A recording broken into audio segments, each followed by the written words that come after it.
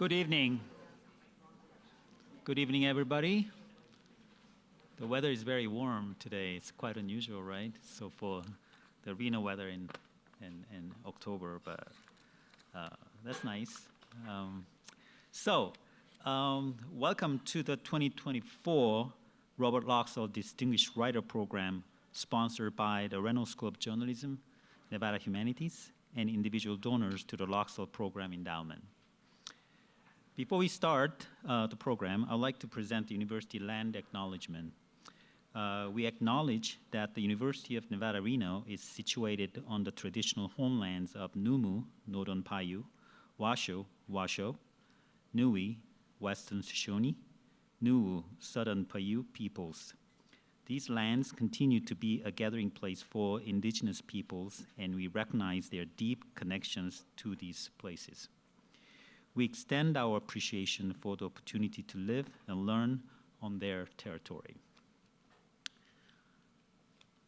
For those of you who I have not met, I'm Dean Yoon, the new Dean of the Reynolds School of Journalism. Tonight's program is the 21st event since the Laxalt Distinguished Writer Program was established posthumously in 2001 to inspire new generations of writers in honor of Robert Laxalt, who developed from news reporter to fiction and nonfiction author during his prolific career. Considering by many to be Nevada's finest writer, Laxalt founded the University of Nevada Press and wrote 17 books, 4 of which were entered for the Pulitzer Prize.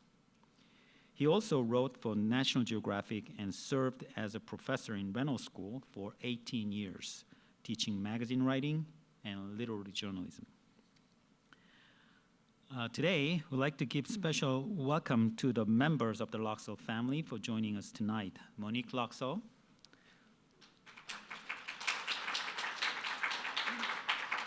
and Christine Laxalt,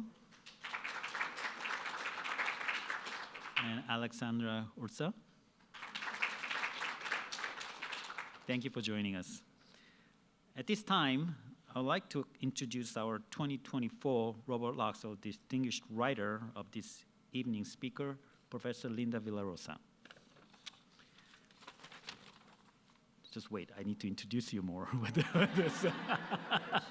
Just 2 more minutes. Professor Villarosa is a journalist, novelist, and educator, and contributing writer for the New York Times Magazine, where she covered race, inequality, and public health. She's also a former editor of Essence Magazine.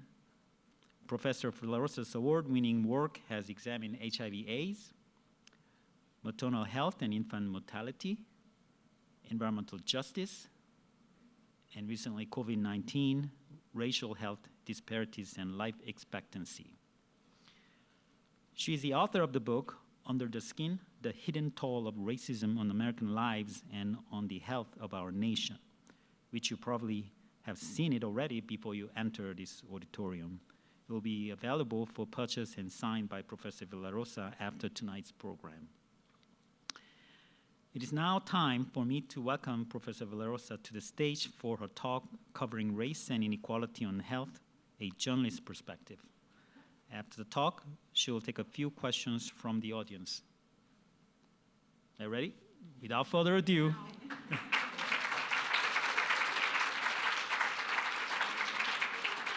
2024 Laxalt Distinguished Writer, Professor Linda Villarosa.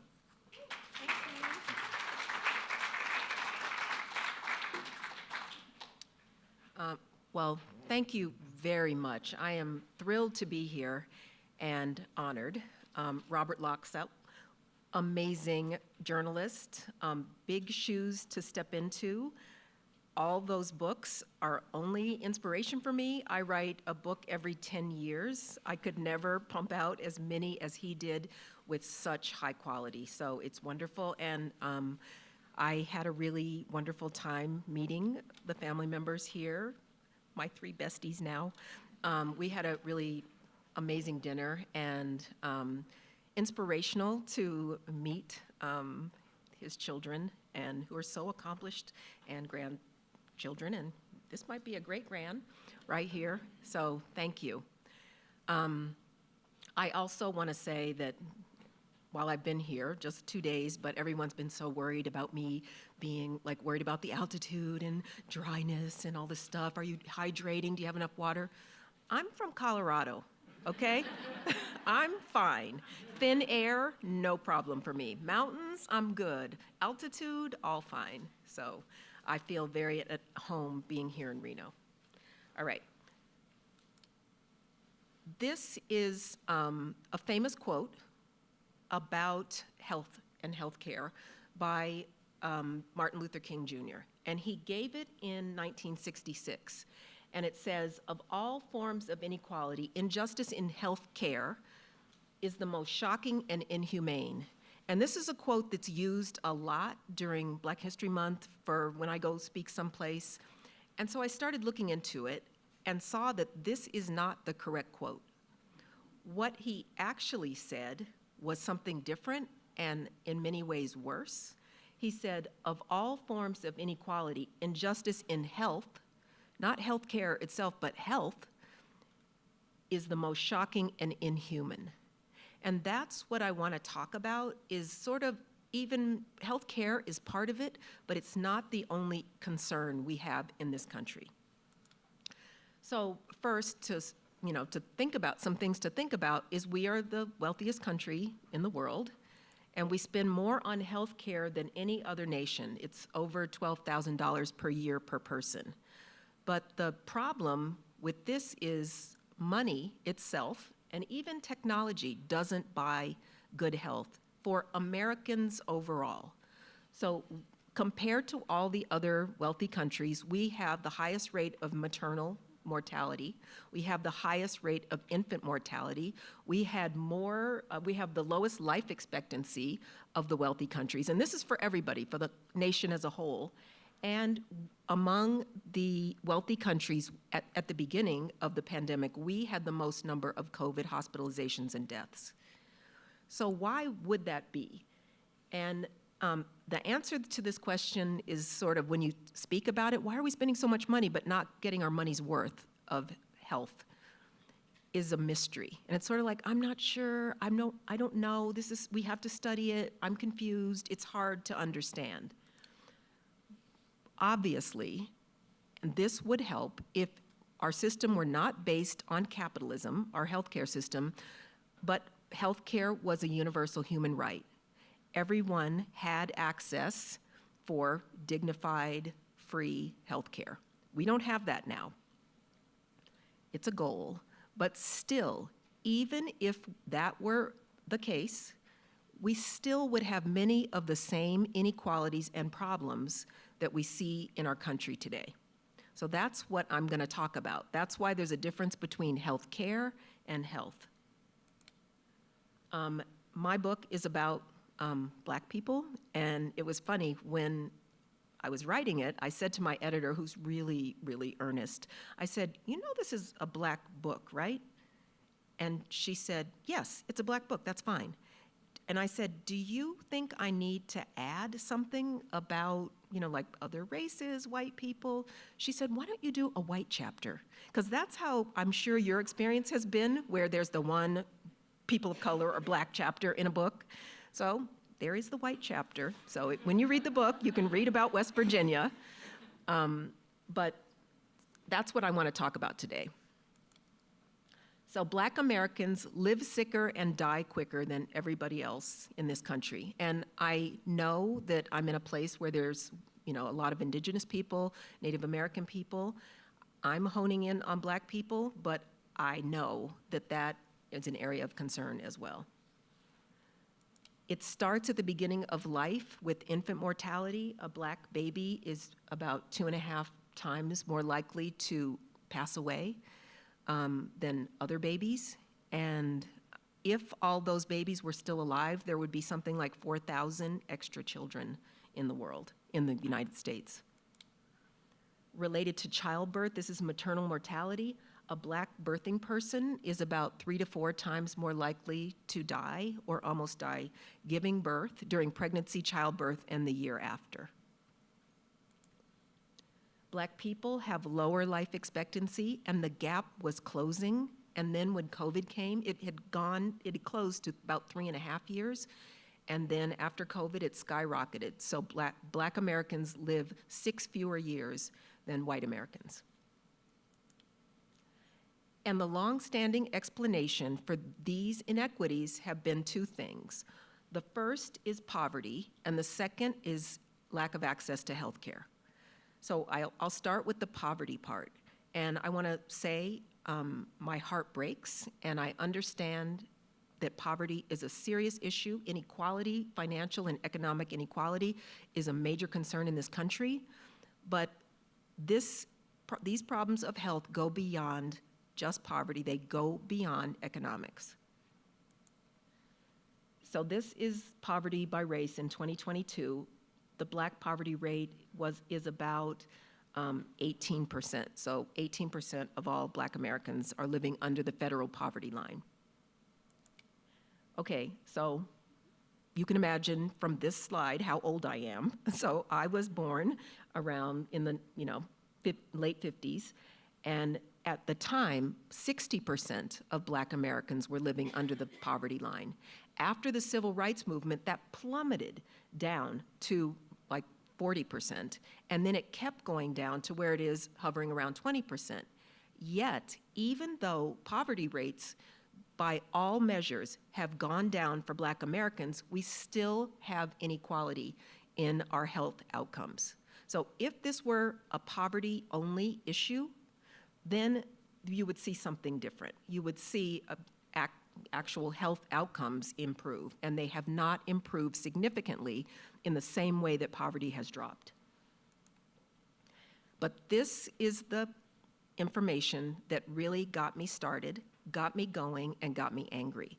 That a Black birthing person with a college degree, so an undergraduate degree, a JD, MD, master's degree like I have, PhD, is more likely to die or almost die during childbirth, pregnancy, and the year after than a white woman with an 8th grade education. So the assumption that if we only were educated and had access to health care and had money, that this gap would close is wrong. The New York Times, where I work, doesn't usually use words like rich. They're like, oh, instead of saying rich, we usually say wealth or something like that, wealthy. This headline was so stark: childbirth is deadlier for Black families even when they are rich, according to a new study. And that really spoke to me. So it's not just the education part, it is explicitly the wealth part too, that is not protective for Black mothers and by extension babies.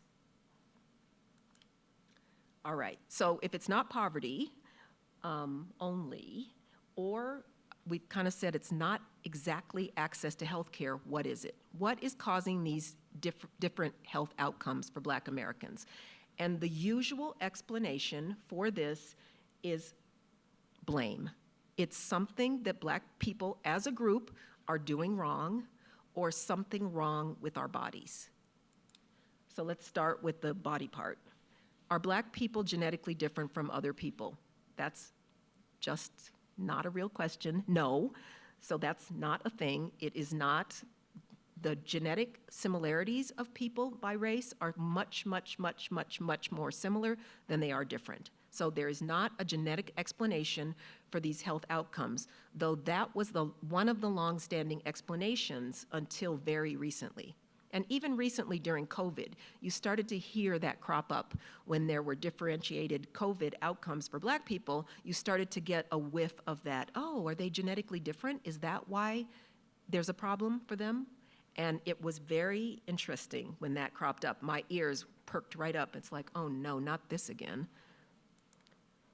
But physiological differences based on race are an old myth and an old assumption that comes from slavery.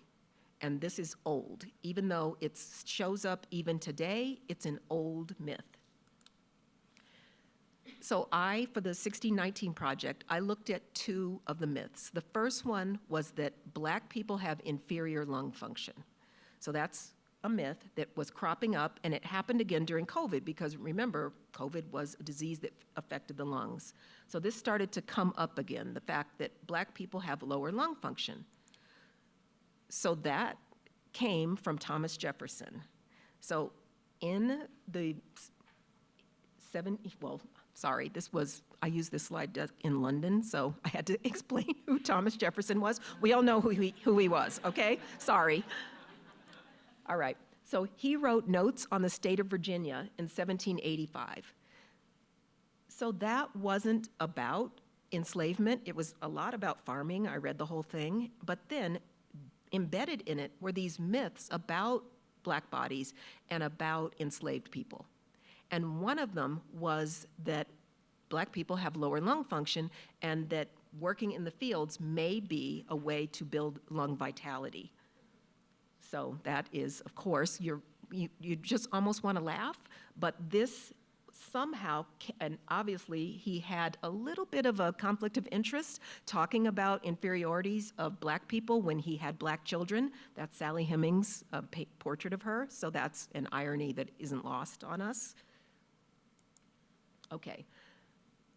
So when Thomas Jefferson used that and codified it in the Notes on the State of Virginia, other physicians and scientists picked it up. This is Samuel Cartwright. So he was an expert in Negro diseases. So I don't even know which of the places to put the quotation marks. Not sure. So he was also owned slaves, and he was the person who grabbed onto the Thomas Jefferson lung function myth and many others. And he seemed like, I was thinking, wow, what a quack. But then when you read about, he was very well respected. He taught at the equivalent of Tulane University in Louisiana.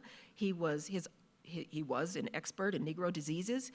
He was published in medical journals. He was considered a serious scholar and physician.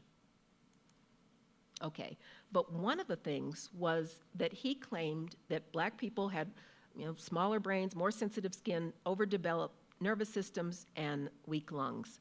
This book is wonderful. Dr. Braun passed away recently, but this book, Breathing Race into the Machine, is about the spirometer. And Dr. Cartwright used the spirometer to measure lung function. And because he believed this myth about lung function, he calibrated his machine with the assumption that Black people have about 15 to 20% lower lung function. Okay, so that was then.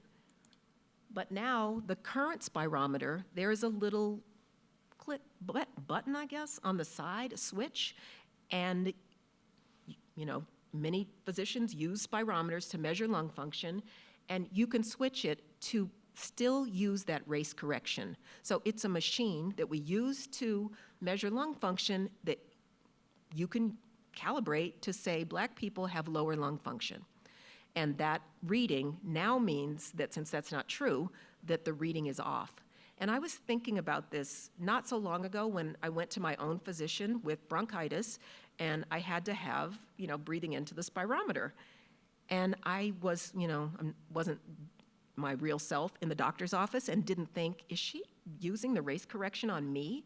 Does she not know I have the Serena Williams of lung function because I grew up in the Mile High City? So she better not be, I thought later, better not be recalibrating that spirometer.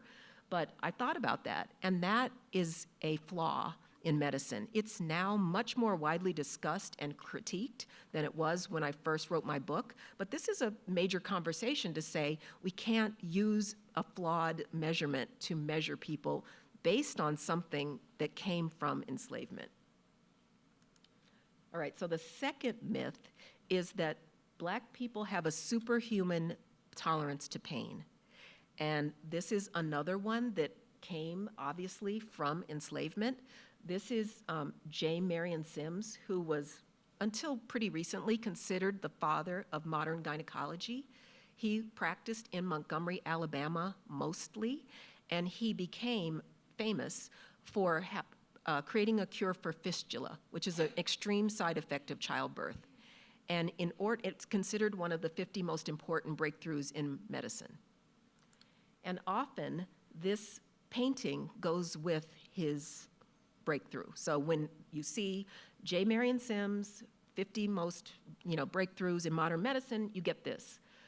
Now we know that he practiced on enslaved women, and we know their names, Anarcha, Lucy, and Betsy. And this is really a false painting because those women were not clothed. The two were not behind the curtain. They were actually holding down the third woman, while he was practicing his surgery over and over in order to perfect it. I read about this, not because I did all this research to figure out that he was doing these experiments, but because I read his biography.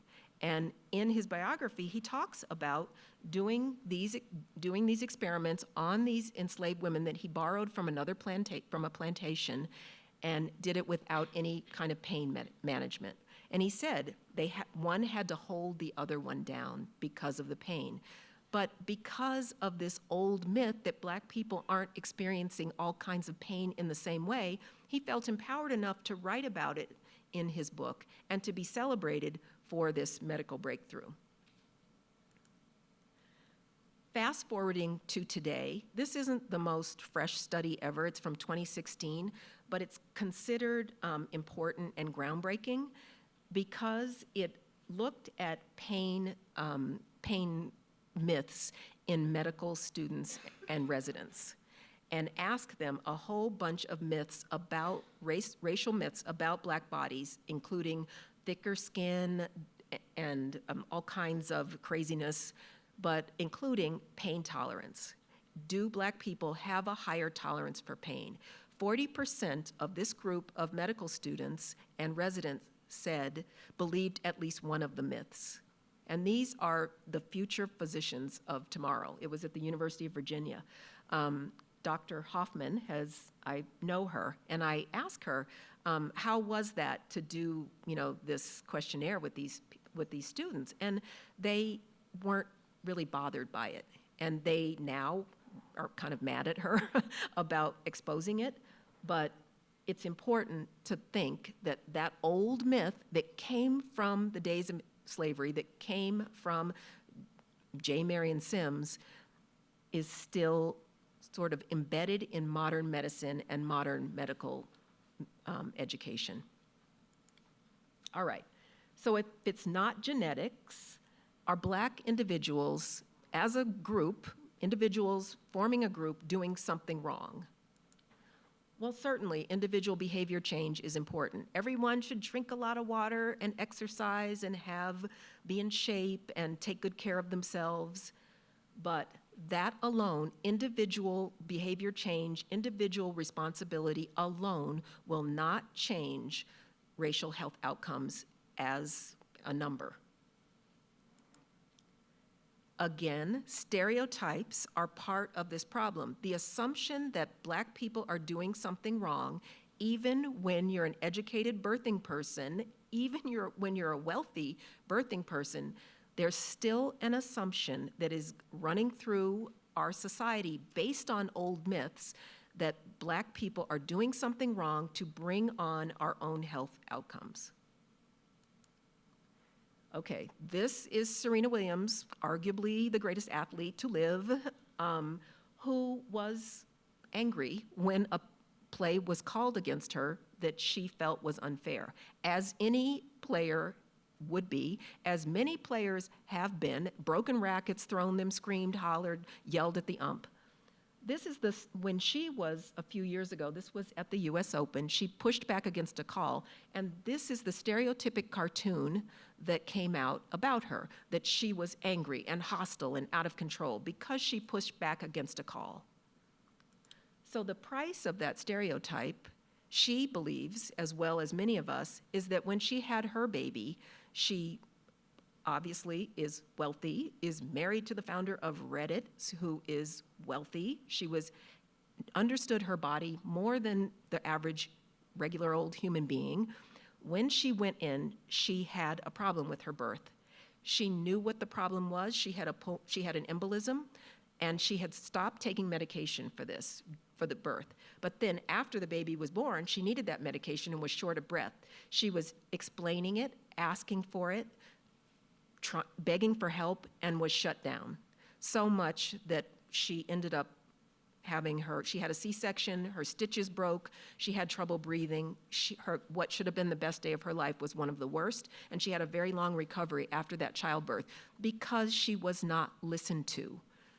Partially because of that old stereotype that's about Black women, but was specifically about her. This is Dr. Susan Moore, who was a physician in Indiana, in Indianapolis, and she contracted COVID. And she went to the hospital, in the hospital system where she was trained and where she practiced, and was experiencing pain, short of breath, obviously, experiencing pain around her neck and shoulders, asked for pain medication, was treated as though she was drug-seeking, then was shut down. So she was upset and angry when she was trying to say, I'm a physician, I understand this.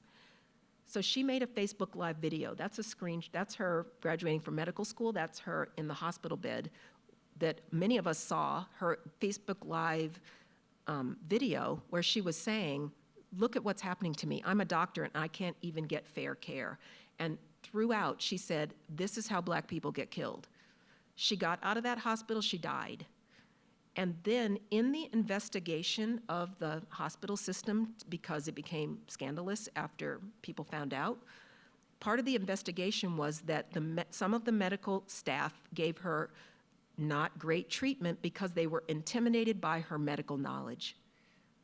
So I would say that when she was just trying to be competent, when she was just trying to be smart about her own health care and be proactive, she said it.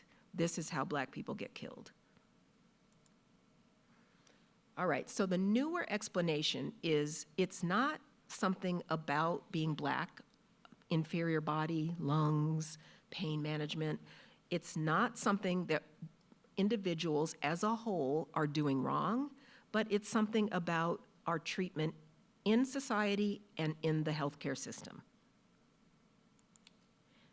There's my paperback version of my book. I like the hardcover. I was explaining to the Laxalts last night that I chose the cover of the original cover, and I'm really proud of it. But I also like that cover because it's got that cool sticker. And it's got a shorter subhead because I kept forgetting it. I kept forgetting what it was, and it was too long and too big of a mouthful, so we just cut it down. But the newer explanation is threefold. One, that something about being Black in America contributes to poorer health outcomes. Two, that the communities that we live in are less healthful. And three, that the medical system there is something discriminatory about the treatment we get. So the first one is, I did not make, this isn't my theory. This comes from Dr. Arlene Geronimus, who is a physician at the University of Michigan. She's a good candidate maybe for this lecture. She's really wonderful, has a new book. Her idea is called weathering, and it's saying that the lived experience of being Black or any marginalized group in America causes a kind of premature aging, which shortens life and makes birth dangerous for many people, regardless of education and income. And her theory is that the way it works is that when something happens to you and you get angry, which we would call a microaggression, sometimes a macroaggression. So that would be someone's just rude to you, someone thinks you're not that smart, someone talks over you, all the things that happen to many of us, or you're discriminated to by the police in housing or at your job. Discrimination of all sorts, but her theory, and which many of us believe, it happens to Black people all the time. But when it happens to you over and over, your body goes into fight or flight.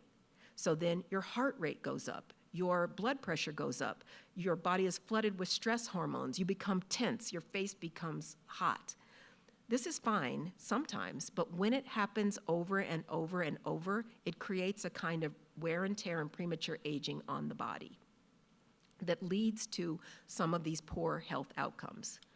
And all of the three things that I'm going to talk about are personal to me, including this one. So this is my family in 1968. We were living in Chicago, and my parents finally pulled their money together, and they wanted to get out of Chicago. They were from the south side of Chicago. They had lived there their whole lives, and they wanted to move somewhere nice, somewhere safe, somewhere pretty. So they went ahead, they found our home in suburban Denver, and I just remember the feeling. My sister and I were really excited. We packed up our car. We knew we were going to have our own rooms for the first time in our lives. Packed up the car. We're driving to the house. My parents have picked it out. We get there, and somebody has written in word, "Go home," on the garage. So then my dad, who had high blood pressure, was almost lost it, and he was ready to drive back home.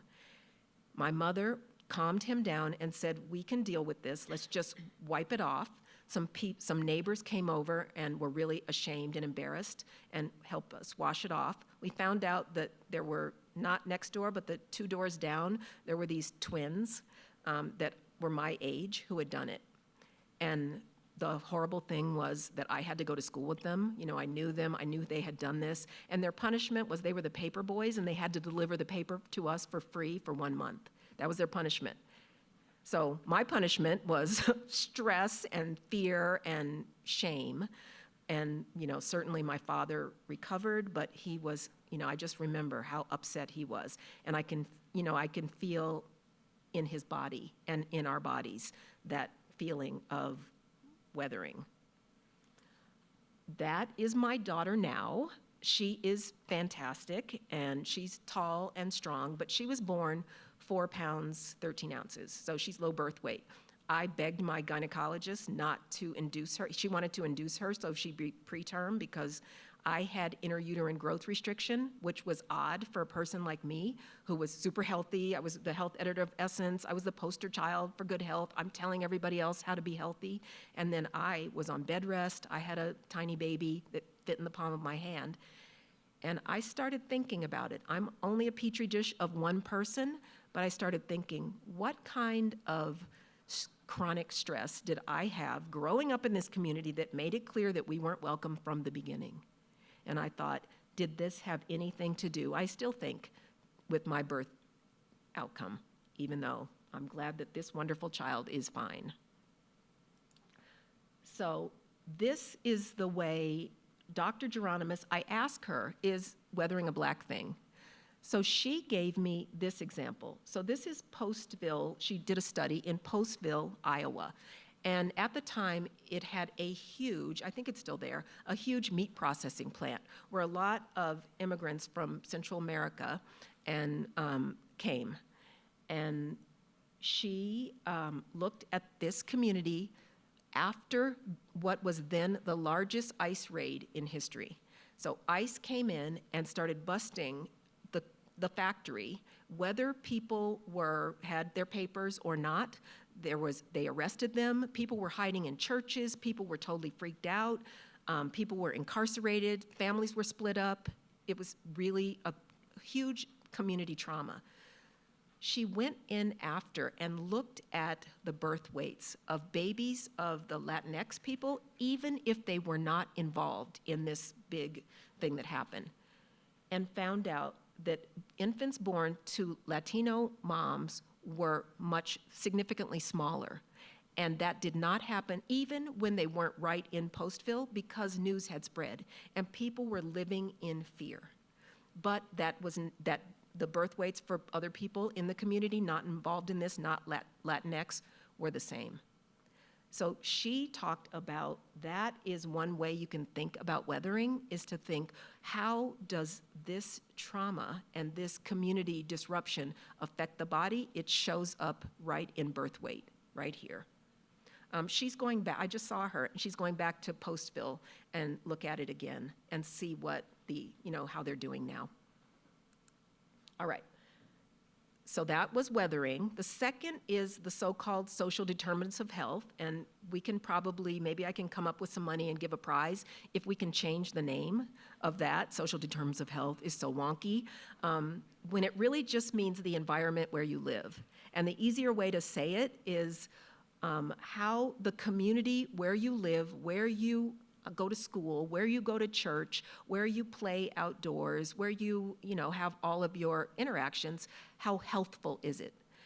And for Black people in America, we are 75% more likely to live in a community adjacent, on fence line community, adjacent to a polluting facility.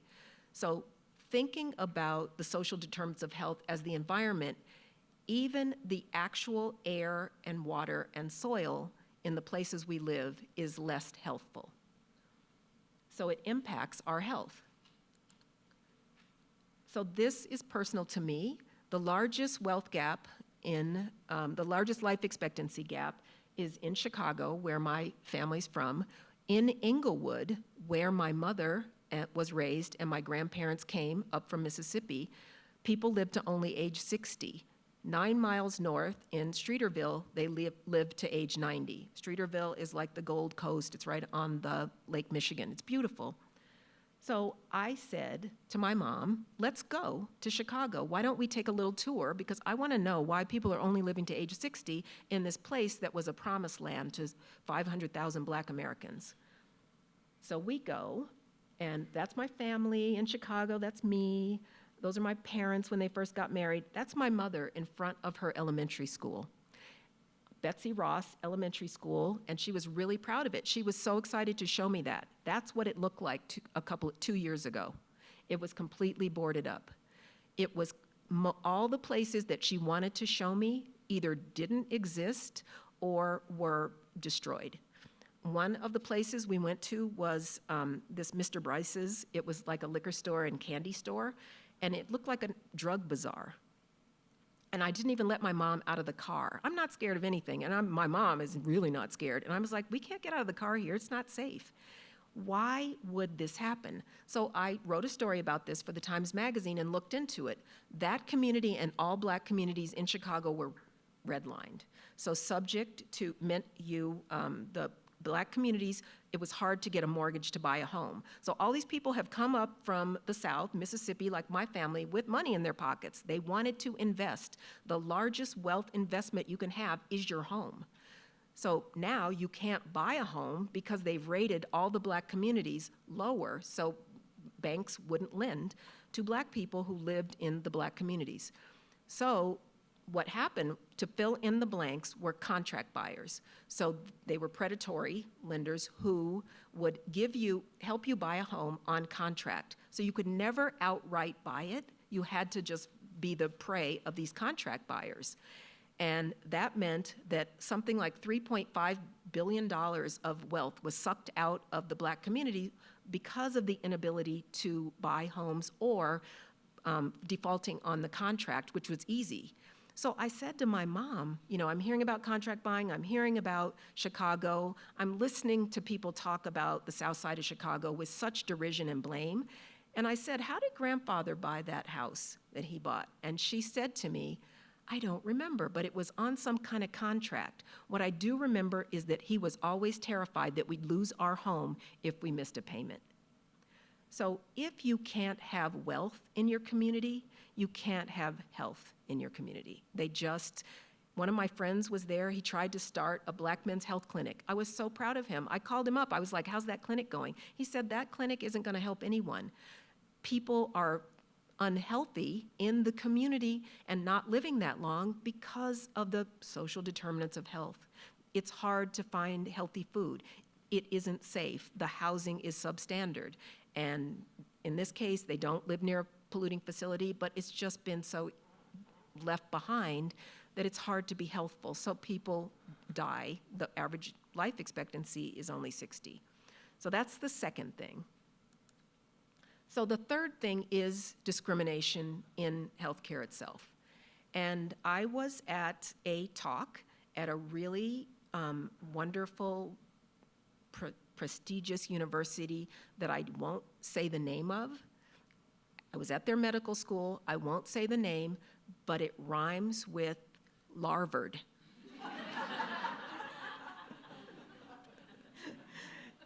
Okay, so I'm blah, blah, giving spiel on health inequality, healthcare, discrimination in the healthcare system with the two experts on either side. And both of them said, you know, I think you have a good point, but we need more evidence. So that was not the right thing to say to me, an investigative journalist. I said, no, we don't. We don't need any more evidence. If you need to find evidence, you can look at this document, Unequal Treatment. So this was 20 years ago, and it was from the National Academy of Sciences, and it looked at 483 studies. And what was smart about it is it matched the studies. Everybody's income was the same, and their level of disease was the same. So they weren't saying, oh, somebody's really sick with diabetes and somebody else with diabetes. Let's look at what their health outcomes were and how they were treated, or their ability to pay. In those studies, without a shadow of a doubt, they found discrimination embedded in the healthcare system. And I went back and read the articles about this study that were, 20 years ago, and they're super clear. They didn't really move the needle. They did this, they looked at it again last year and found that not as much changed as you would expect. But since I went through all of those studies, the one that really got to me was about amputation. So everybody in the study had, and it was looking at discrimination, black patients versus white patients. Everyone had the same severity of diabetes, about the same, and also everybody had the same ability to pay. But black people were much more likely to get an amputation, much more. And why would that be? And there is no way in our country and that we healthcare providers want to do harm. The very, slogan is do no harm. People aren't going in there to hurt other people, but there are biases baked into the system that is creating unequal treatment. And this is personal to me. That's my father. He's a veteran and in the military, and I was working for the New York Times, and my mother called from Denver and said, you need to come home immediately. And I'm like, Mom, I can't really drop everything and come home. What's going on? She said, your father is ill. He's much more sick than he's let on. He's not having a great time. He's in the hospital, and you need to come, and we need to go and support him. Get on a plane now. So I did it. And she said, then she calls back and says, okay, I need you to put on nice clothes, because that could be a thing with me. Put on nice business-looking clothes and put your New York Times business cards in your pocket, and I'll pick you up at the airport. So I go to the airport with her. She picks me up, and I'm like, Mom, what is going on? What's with the business suit, and what is happening? And she goes, your dad is really ill. He's in the hospital. They're treating him like N-word, same word that was on the garage. We go to the hospital. My dad he's a veteran, really proud of that. He's a scientist. He studied biology in college. He worked as a biologist for many years. He's really knowledgeable. He's really nice and has calm, very well groomed. He cared about how he looked. His favorite sport was fishing. It's super boring, so he has a good sense of humor, had a good sense of humor, and was very patient. I went into the hospital room. He was really upset. He was wearing a dirty gown. He was freaked out. He was loud, which I had never seen him before, and when I got close to him, I saw that he had been restrained to the bed. And I said, Mom, what do we do?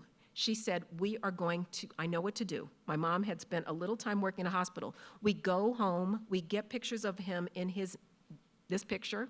We got pictures of him in his nice clothes. We got pictures of him before he was ill. We got his Silver Star from the military. He was in a veterans hospital. And we brought that in and explained who he was and who we were. And we got his treatment changed. But he didn't last so long after that. But I thought to myself, even someone like my father, who does not deserve to be restrained, does not deserve to be yelled at, does not deserve to be treated poorly, but deserves respect for serving his country, but for being a human being, was treated so poorly in that hospital. And I never forgot it. And it became grounding for me as a writer. okay, I'm not going to just talk all bad things. So this is a good thing. It'll be interesting to keep an eye on what's going on your state over in California. This is AB 241. It's a law that went into effect that said medical professionals must study to renew their licenses, must study implicit bias. They must get some kind of training. It started with just doctors who work with birthing people and then expanded to medical providers as a whole. We do not know how well this will work out because anti-racism, implicit bias training is all over the map, and some of it's not that great. Also, COVID happened, so we're not sure. But this is something to look at. And it's important and it's recent, so it's important to think at least this state is saying we can't just doctor our way out of things. We can't throw money at the problem. We have to think about what treatment people are getting and acknowledge what people are telling us. I'm very excited. I speak at a lot of medical schools and to a lot of students and teach myself. And I'm really excited by the energy and activism that students, medical students, nursing students, midwifery students have. I went to a wonderful lecture I did a lecture at Northwestern. I met a whole bunch of students. And there were these two black guys, so beautiful, so wonderful. They didn't have the white coats. They had those cool sweats or whatever those things that doctors are wearing now that are so lovely, these guys. And they took me aside and they said, we want to tell you what happened to us. They were in a class where the instructor was teaching out of an old textbook and was using a race correction for kidney function.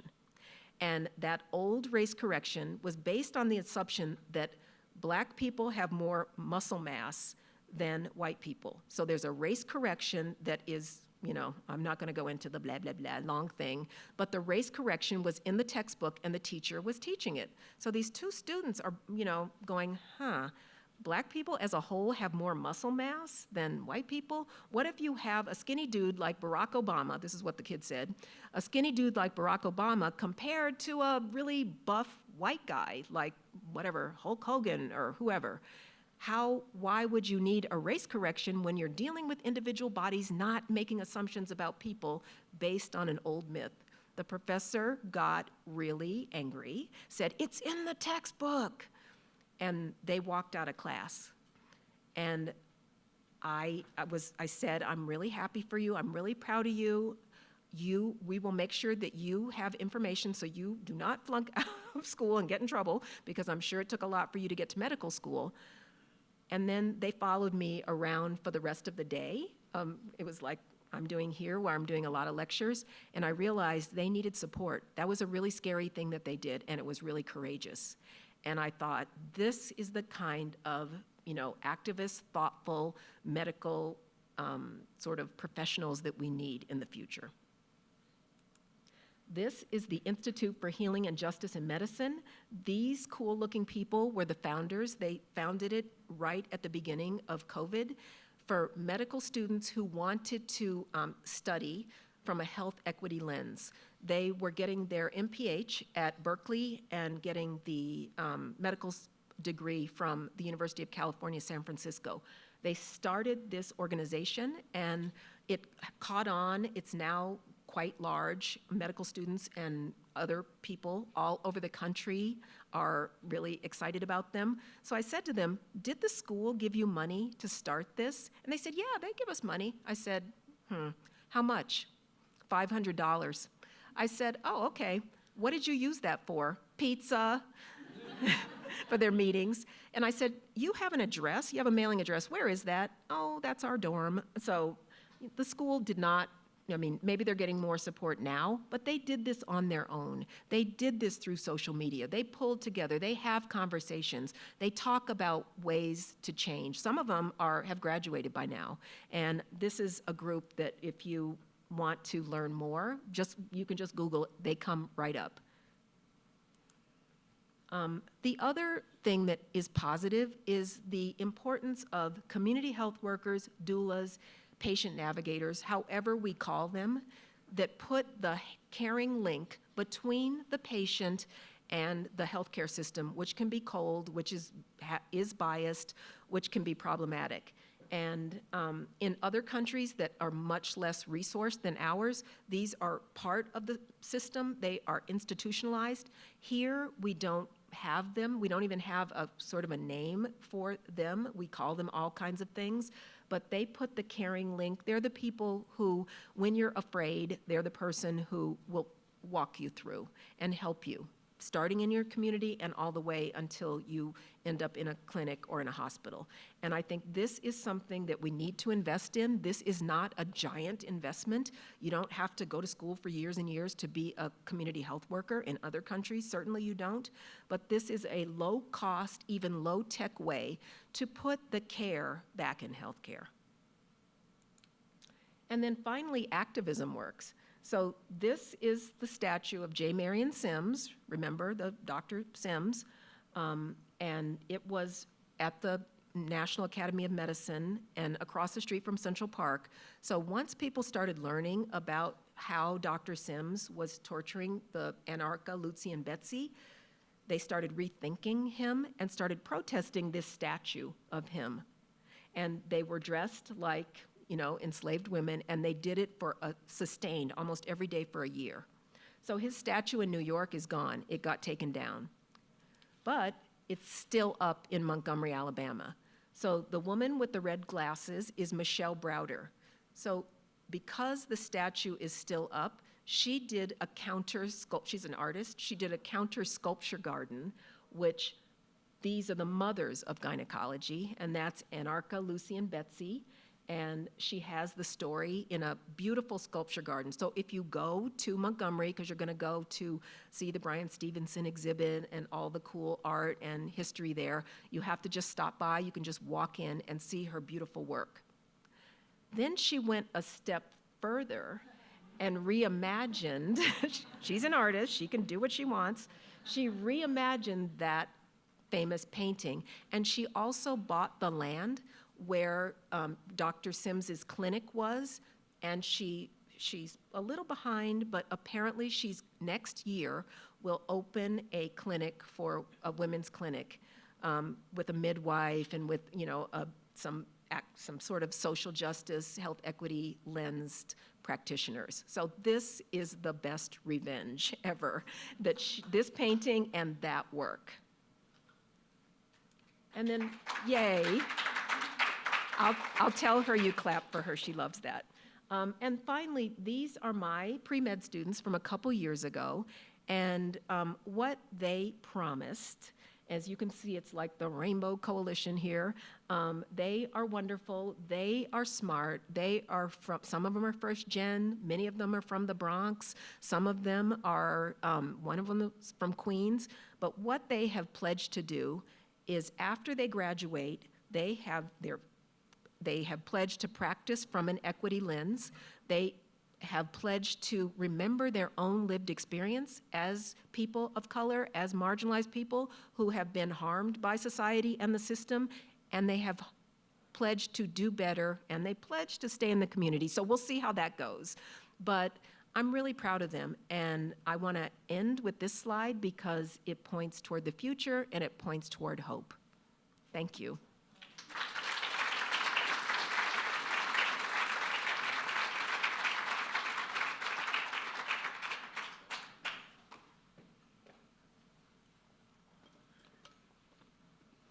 Very much. That was something, right? That's a great presentation, and I remember when we had a process of selecting Laxalt Distinguished Speaker, and one of the videos that I saw was you answering some of the questions from the audience about why you're still a journalist, not going to public health in other areas, and you are the journalist, and you're staying in journalism. And I almost went to public health after I had a public health fellowship, and I was like, okay, I've actually done 1 year of a 2-year program at Larvard, and and then I was like, no, go back, take what you learned and put it into the thing that you're really good at, because I got so sucked in. Public health is fun, it's interesting, it's a new way for me to think about things, but I stayed the course. I'm glad that you stayed the course, and now we have you here. and we have a couple of mics over there, Lila, and there's another one, Adam there. So we'll take a couple of questions. So raise your hand, and they'll find you. So I'm just wondering about the outcomes worldwide. Use the microphone, actually. Where's the microphone? Oh. Can you hear me? Yep. Okay. So I was wondering about the other countries worldwide, and you had a list in the wealthiest countries, et cetera. Have you found any difference in countries that had socialized medicine versus our form of medicine in terms of the race, or do you not see that at all in playing any kind of role? That was not something I looked at really closely, but it is something I've thought about. I've certainly traveled around Europe to some wealthy countries and seen, how medicine, healthcare for all works, and seen that, there is much more of an equity lens, but at the same, much more of a sort of better health outcomes for their countries.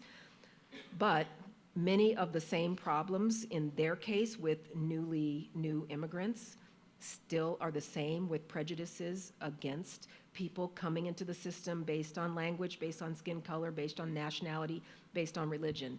And so I think that because so much of this is not only about the healthcare system, we are the wealthy country that has had this super long embedded history built on the back of enslaved people, and we're the country who's thought about it, I would say, the most of the wealthy countries. We're the ones that it's easy to understand this problem, but I can't answer that question for you as knowledgeable as I would like to.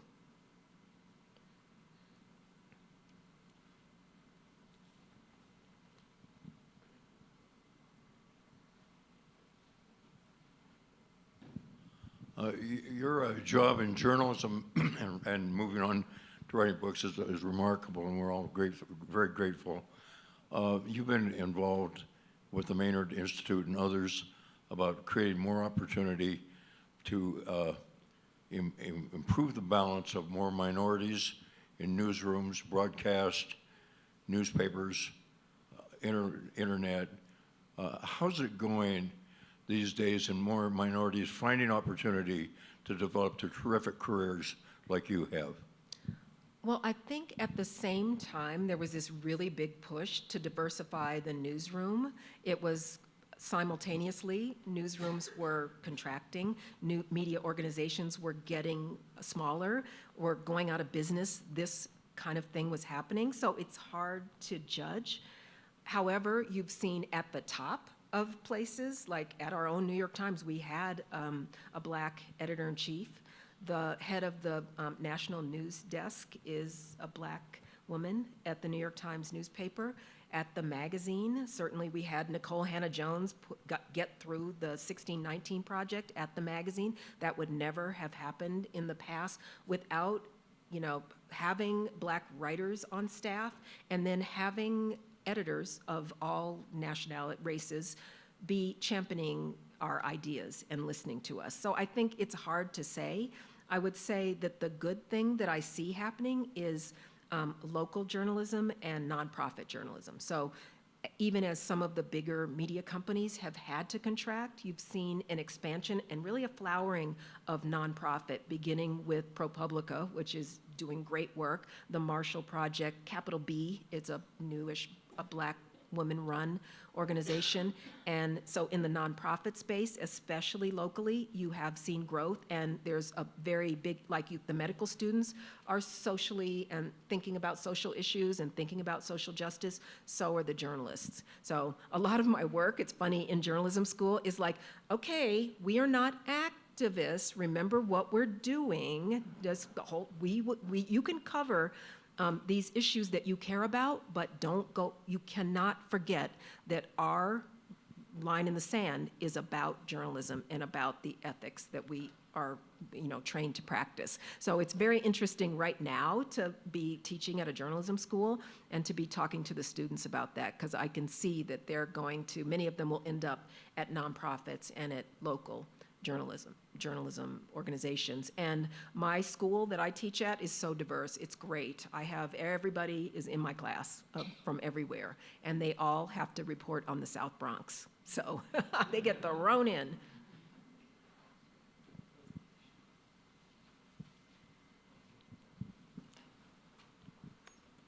I think you touched on this a little bit in the previous question, but as myself as a journalism student, I feel like public health is so far away from me. So how do you tackle such a big issue like this that's so heavily related to public health through that journalistic perspective versus the stereotypical public health perspective? I think for me, I pick a topic that makes me angry. So I got angry when I saw those statistics about maternal and infant mortality. And what I do is I don't think, oh my God, I'm tackling all of public health. I'm just doing this one thing, but I'm gonna do it broad, deep, past, present, and really throw myself in. I am fortunate to be at the New York Times Magazine where I can practice long-form journalism. My editor said my maternal and infant mortality was, at that time, the longest story in the history of the magazine, which I'm super proud of. My mother, I said, did you read my story? Girl, no, I cannot get through your stories. They are so long. I'm like, well, can you listen to the audio version, please? So I think what I do is just try to not get overwhelmed, because when you get overwhelmed and you feel like, oh my God, I have to save the whole world, then you just frozen and don't know what to do. So whether I'm writing about HIV/AIDS in the South, whether I'm writing about maternal and infant mortality, environmental justice, I take one story at a time. For my book, I did one chapter at a time, methodically, one chapter at a time. Finish one, move to the next one. Don't panic. You're not writing a book yet. You're writing a series of chapters that will be a book. Don't freak out. And so that's how I think of it, is in chunks and manageable ways, so as to not get overwhelmed or start to think too grandiose and frighten myself. I'd like to add one more. I think we, as a Reynolds School of Journalism, we work with a lot with public health. We have guests here from public health and medical schools. So if you want to, you can be exposed to both worlds. Just being a journalism student at our schools. Walk across campus. Great talk, and I have this question that kept coming up throughout the talk. I'm wondering, during your research, did you find any regional differences or disparities? Like, were there more progressive areas that were doing better, or was it kind of consistent across the board? I think where there was the intersection of poverty and Blackness, and not only Blackness, but just people not being treated well in communities, places that were historically redlined and segregated. So those were the worst places. So, places where it's more progressive, they do have better health.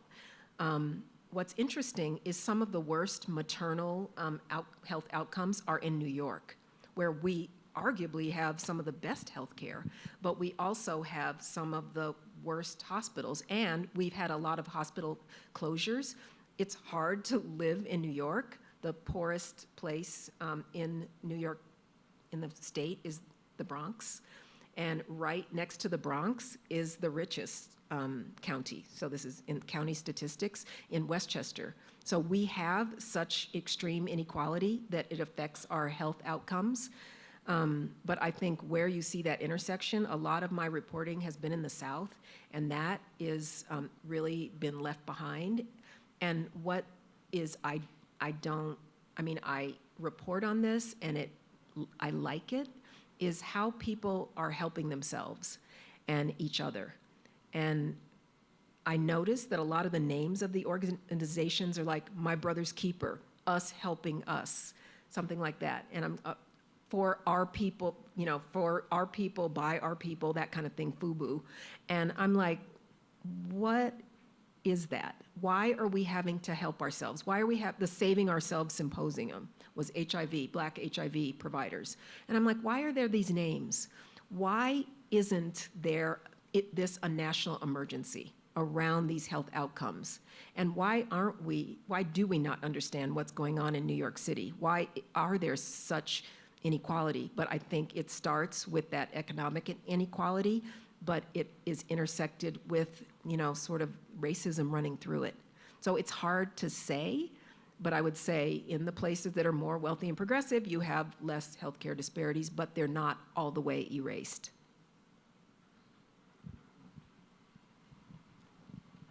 Probably just one more. Oh, Should I? okay. Oh, sorry, back here. Yeah.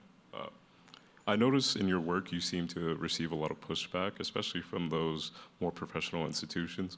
Why do you think there's so much pride in the medical community to not admit of wrongdoing? Because it's embarrassing, and it's also, you don't want to admit. Like, if I start to talk about this, and if I am not careful, people say, you're calling me racist. And that is not it. I am not saying that individual human beings who study their butts off to go to medical school, to go to nursing school, to be midwives, to go into public health, are individually doing anything wrong. But something is wrong with the system and our society that is unequal, and it's causing poor health outcomes, evidence-based poor health outcomes and discrimination. But when you talk about it, it feels like it's a kind of a blame. The same way I was talking about, it's not a healthy idea to blame people for their own health problems. It's also not healthy to blame individual doctors unless they're clearly doing something wrong, but to look at a system that is flawed, and to look at a system that has not until very recently examined itself very closely. So I think there is a sort of defensiveness, and I would say I might feel that way if, something that I was doing wasn't working, and then it was studied, and then it was like, oh, look, there's this discrimination that's based on enslavement. I might feel bad. But what I want to point to is there's a lot of people who are starting to admit it. And it's not just the Black people leading the charge. It's a lot of people who are trying to think differently about the way we both treat people in our country and the way we practice medicine. So I would not be doing this work if I was super depressed and negative. So I'm always look at the medical students over here, look at these cool doctors who started the Institute for Healing and Justice in Medicine, and look at these doulas and patient navigators, and look at this legislation that's happening. So I try to stick in the positive space because I don't also want to make people feel helpless or make them avoid the healthcare system because they're afraid. And that isn't that useful either.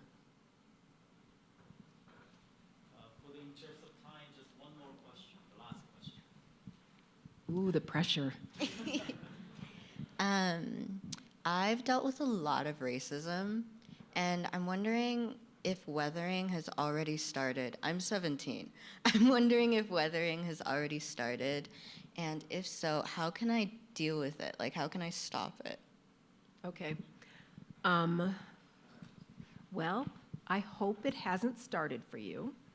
I would say that you're a little young to be weathered, so hopefully and I'm sorry for, I'm not belittling what you describe, and I relate to you totally. I would say I asked Dr. Geronimus this, it's like, what do we do about weathering? You feel so helpless if people are just being evil to you, and then your body is shifting each time it happens. And what she said was, you know what to do. You know how to surround yourself with family. You know how to have community. You know how when you go to the terrible thing happens to you, which happens to me in my job, where I work in a department that doesn't have a lot of people that look like me, and they say things, And then I go home, blow off steam. I play intergenerational all-age soccer. I have a really cute dog that I walk and play with all the time. I have a great family. I like fishing like my dad. I try to take care of myself because I know I don't want this to happen to me, and I don't want to be carrying around anger.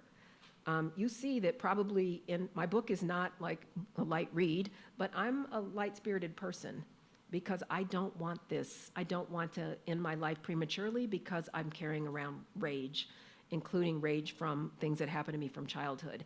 And that's what Dr. Geronimus said. Find a way to, my mother went to high school with Gwendolyn Brooks, and one of my favorite lines of poetry of hers is, "We are each other's harvest." And so I would say, make sure that you have people around you who can take care of you. I was always in affinity groups in college, still am, because I want to make sure that I'm around people who nourish me. In the healthcare system, I'm the go-to. I'm scared of the vet, but I'm really good with human patients. And I go and make sure that my mother is treated well, my sister, my partner, my children. And so I would say, I don't like individual answers to systemic questions and problems, but I think this is one where, I think that part of the reason these students that I was talking about are interested in activism, it's a way to shed some of this and feel like you can fight back. That's the same way Michelle Browder thinks about her art. It's the same way the students who picketed, who were in front in those fake blood-stained nightgowns were getting rid of Dr. Sims's statue for a year. That feels good, and it kind of helps you release some of what society is doing to you. And also understanding it and knowing it's not your fault helps. I find that that's helpful because a lot of people that I talk to will come up and say, oh, this, that, the other happened to me. It's my fault. I should have done X, Y, Z. I said, what if it isn't your fault? What if it isn't? What if there is something else? So I would say to you, I'm sending you a hug from this part of the stage, and we'll hug later. And I'd say, make sure that you're around people who embrace you and accept you and love you.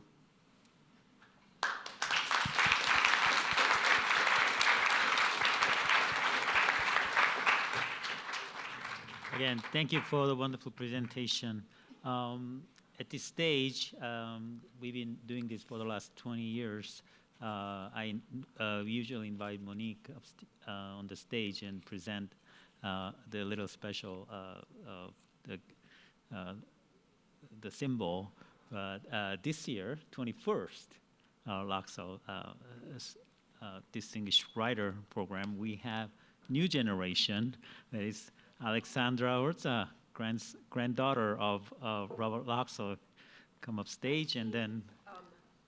I think you've been moved to being the photographer. I'll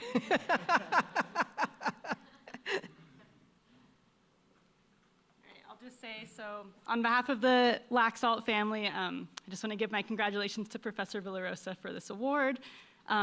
Your work is rigorous and data-driven, inspiring and thought-provoking, and we're just really thrilled to be able to present you with this award. So thank you. Thank you. You get this cool medal. Congratulations.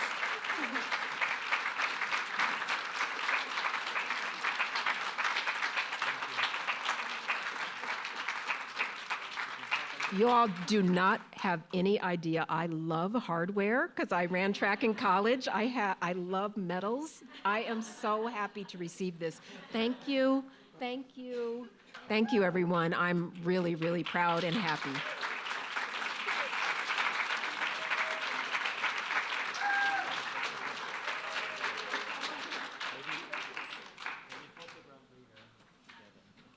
All right, so this brings our 2024 Laxalt Distinguished Writer program to a close. Thank you again, Professor Villarosa, for your wonderful talk, as well as the Laxalt family, Nevada Humanities, and other supporters for making this event possible, and all of you joining us this evening. There is a book signing event outside. So if you bought a book, then Professor Villarosa will sign the book for you outside. I think that's it, folks. Stay safe, healthy, happy, and have a great night. Thank you.